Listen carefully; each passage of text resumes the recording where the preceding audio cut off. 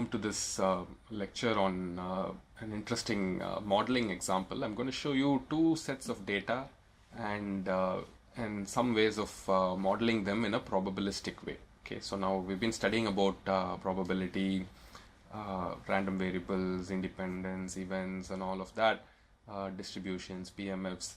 All these are valuable tools when you want to model a real-world phenomenon using probability. So in this short video, I'll show you two different data sets, data that I've taken from the internet. I'll also give you the source. And with this data, I'm going to try and fit a probabilistic model. And you'll see in one example, the model will be a very good fit. In the other example, the model will not be a good fit. And there's a good reason for that. And I'll show you why that is so. And I'm going to be using the Poisson model. And if you remember from Professor Arvind's lectures, the Poisson model applies when you have an interval of time and events happen in that interval of time at specific points, and you're interested in the number of events in a particular time window. Okay, so the examples I'm taking are the first one is going to be meteor strikes on Earth. Okay, so many of you might know this phenomenon.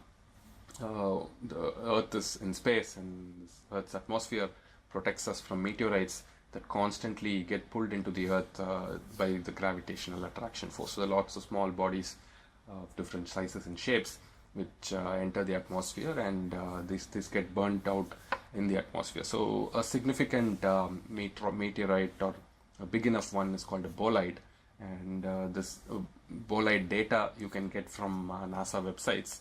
It's freely available. Maybe I should show you on the screen the actual URL. You can see that right there. That's the data source. It's a jplnasa.gov site/fireballs. You can go visit that and get this data, and the data will be in a raw format first. Let me show you what the format of the data will be.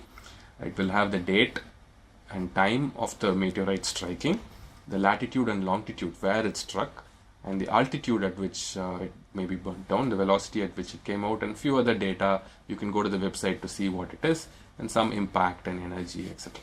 So I'm going to be interested in, so this is our event. So we have an interval of time, let's say from certain year to certain year, and within that year, every month there would have been a certain number of meteorite strikes. So now I'm interested in modeling that number of meteorite strikes per month as a Poisson distributed random variable. So now you can think about when the Poisson approximation is a good approximation, or a Poisson model is a good fit. You might remember from Professor Arvind's lectures that what happens when one interval of time and what happens in another interval of time which does not overlap with the first interval has to be independent. If it is independent, then the Poisson model is a good fit. And if you think about bolide or meteorite strikes, what happens in one month and what happens in the next month is going to be independent. It's not really closely connected. So we expect a Poisson model to be a good fit. So I've taken this raw data and I've processed it a little bit.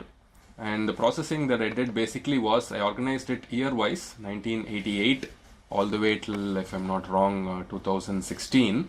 Okay, and every year I divided it up into months. Okay, you have January to December. Okay, so I've started. I counted the number of strikes which happened, let's say, in June 1994. That's 2 in number.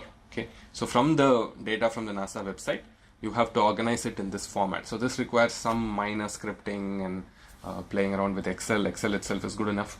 Depending on your comfort, you can do this. So you see various numbers here. For instance, this month in August 1996 has seen 7 meteorite strikes, etc., etc. Okay, so this is the data month-wise for meteorite strikes. Now we have to take this data and then again further process it and assemble it in this fashion. So what I have here in this table that you can see here, there are 4 columns here. The first column I've called as number. This is the number of meteorite strikes per month. Okay, so 0, 1, 2, all the way up to 10. Okay, so the second column here, I called it as monthly frequency. So this is the way to understand this. There were 0 meteorite strikes for 24 months. Okay, so remember how many months, total number of months I am considering, 1994 to 2016. That is 23 years. 23 into 12 is 276 months. Okay, so I'm looking at a total of 276 months. In these 276 months, 24 of the months had 0 meteorite strikes. 54 of the months had 1 meteorite strike. 76 of the months had 2 meteorite strikes, and so on. Okay, so that is the way to understand this. And this fraction computes the fraction of months in which there were 0 meteorite strikes. Okay, so this is 24 divided by 276. This is a fraction of months in which we had 1 meteorite strike. So that's 54 divided by 276. That's the fraction. Okay, so you keep on getting this fraction. Okay, and then this is the average number of meteorite strikes per month.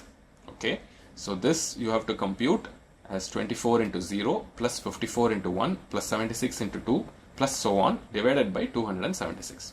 That is the average number of meteorite strikes per month. That ends up being 2.76. Okay. So this is the way in which you compute this data. This is, at this point, this is only data. I've only tabulated it. I've just looked at the data and counted it in different ways, figured out how many times, how many months we had 0 strikes, how many months we had 1 strike, etc. Okay. So now we have to do a Poisson fit to this model.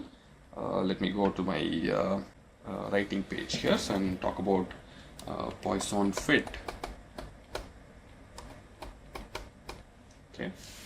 Now, what is the Poisson distribution? If you remember the PMF Poisson distribution, probability that x equals k is e power minus lambda, lambda power k by k factorial. And what is lambda? Lambda is the average of x. Okay, so in some sense, the average number that you are interested in. Okay, so now remember in Professor Arvind's lectures, he was mentioning how the Poisson PMF, so k equals 0, 1, 2, 3, so on. He was mentioning how the Poisson distribution actually counts the number of events, can be modeled to count the number of events in a specific time period, right?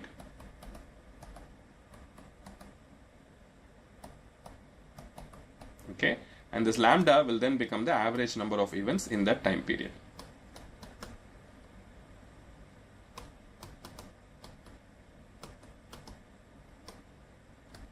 Okay, so what is it that we are interested in now? The event that I'm interested in is meteorite strike. And the time period I'm interested in is 1 month. Okay, and I've gone ahead and collected the data for k equals 0. So that's the tabulation that you saw here. That's the tabulation that you see here. Okay, so 0 corresponds to k equals 0. Okay, and the fraction of times that happened, which is roughly the probability of k equals 0, is this 0.0869, so on. Okay, all the way down to, let's say, for instance, 6. K equals 6 is number of meteorite strikes in a month is 6, and the probability of that happening is 0.0253. Now I'm roughly interpreting it as the probability. I'm roughly interpreting this as a probability, but what is it actually? It's the actual fraction of times that event happened in that time period. Okay, so remember again, my time period is a month. Okay, within that month, I'm looking at how many, in what fraction of months I had 6 meteorite strikes, and that gave me this. Okay, and I also have the average. Now based on this lambda, my average value is lambda. That lambda is 2.76. Based on this, you can get a Poisson distribution. This gives you a Poisson PMF. Okay, and here probability that meteorite strike equals number of meteorite strike per month in a month, right, is k will actually be e power minus 2.76 power k divided by k factorial. Okay, so this is my model. Okay, so this is my model. Remember, this is my model. This is my probabilistic model. The actual data came from the NASA website, and then I fit a probabilistic model, and these are the numbers that I've calculated there. Okay, this is what I'm calling as Poisson fit. Okay, so for k equals 0, you get 0.0633. For k equals 1, you get 0.1747, and you can see the close relationship between this and this. You see 0.19, 0.17, fairly close. Okay, next is for k equals 2, you see it's fairly close, and so on. Okay, and you can actually make a sketch of these two things, the fraction and the Poisson fit versus the number from 0 to 10, and we see it's a reasonably good fit. Okay, so we have the same sort of behavior. Okay, so this is how people work with probabilistic models in practice. You go look at the data and then also have a good understanding of what kind of distribution will model the process by which this data was collected or the phenomenon involved in this process. That is very important. If you model that wrongly, you will get a very bad fit. Okay, it will not be a good fit, and you also saw that the fit is only approximate. You will never have an exact fit, So that's always true. In fact, all models, all theories work like that. Even deterministic theories never give you an exact fit, in practice. It's always an approximation. Okay, so probability also works like that. You will get an approximate fit most of the time, and you can see how this was worked. Okay, so this is the bolide data, the event being bolide hits on the Earth, meteorite strikes on the Earth. The next data I'm going to consider is from test matches. Okay.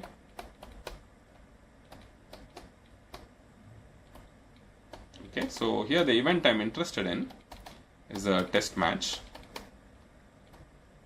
and we'll keep the time period as once again as 1 month. Okay. Okay, so I'm interested in how many matches, test matches. Well, of course, test match refers to cricket test matches. How often test matches, how many times test matches are held in 1 month. Okay, so that's my X that I'm interested in. Number of test matches in a month.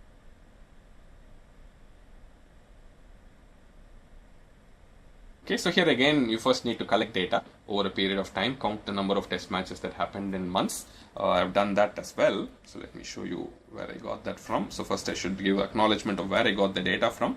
The data I collected is from ESPN Cricinfo. You can also go to that page and collect that data. The data is in this form. It will give you the runs, wickets, balls, average run per over. You can calculate. You can analyze any other data that you like and do fits of different models.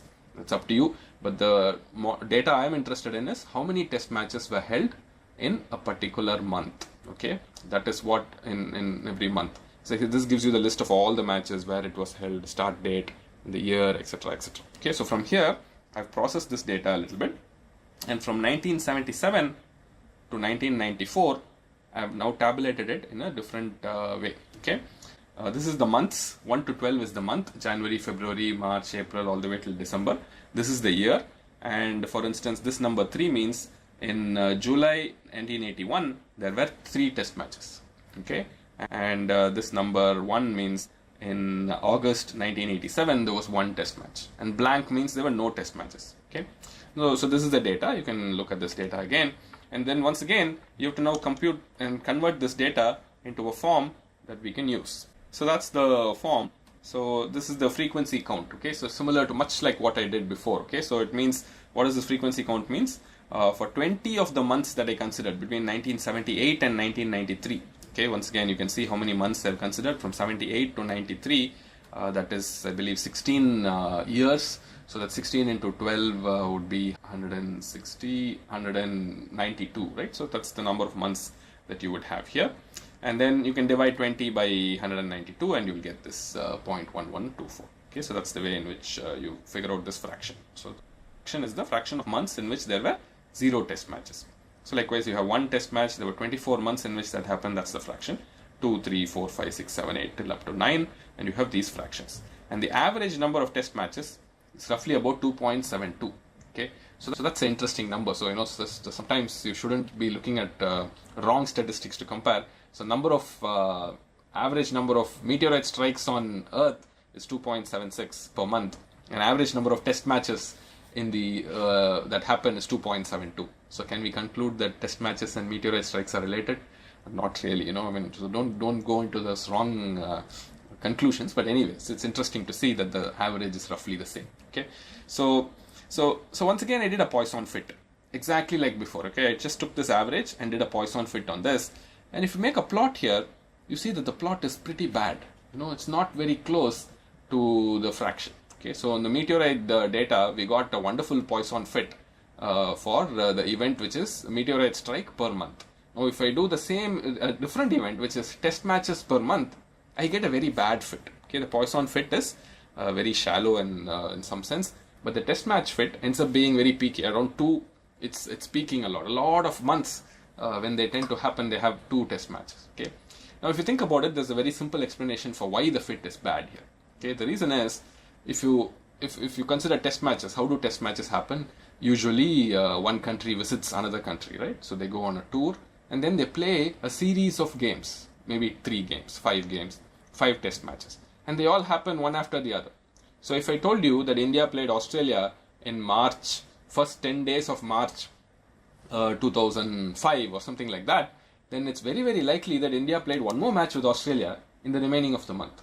Okay, so it's not going to be independent. How many events that happen in a particular time period are not going to be independent of number of events in the next time period, because the country is touring another country and they play one test series within a month. Okay, so so the Poisson model, which assumes independence of events over different intervals of time, is not a good fit when you come to test matches. On the other hand, for meteorite strikes, which are random events from space, that ends up being a good model and you get a good fit. So if you want to model the number of test matches that happen in a particular month, you cannot use a Poisson model. You have to use something else. Now, what model you want to use, that's up to you. If you find a more interesting model that fits this description, then you might want to use it. But at least Poisson is not a good fit. Okay. So that concludes this brief lecture on fitting data and probability models. Hopefully you learned a couple of lessons on how to take data and how to fit it into a probabilistic model, and how to see if the Poisson model is a good fit, and how to argue based on your knowledge of how the Poisson model is derived to see which case it applies well and which case it does not apply. Okay, thank you very much.